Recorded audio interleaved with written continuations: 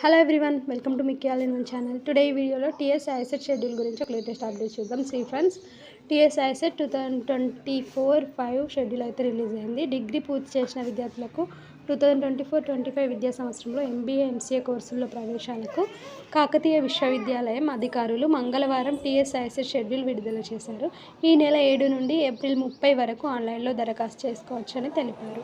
దరఖాస్తు చేసుకోవడానికి SC ST దివ్యాంగులకు 500, ఇతరులకు 750 చెల్లించాలని, 500 అపరాధ రుసుముతో మే 27 వరకు అవకాశం కల్పించారు. మే 28 నుండి ఆన్లైన్లో హాల్ టికెట్స్ డౌన్లోడ్ చేసుకోవచ్చని తెలిపారు. జూన్ 4, 5 తేదీల్లో ఐసెట్ పరీక్ష నిర్వహిస్తామని అన్నారు.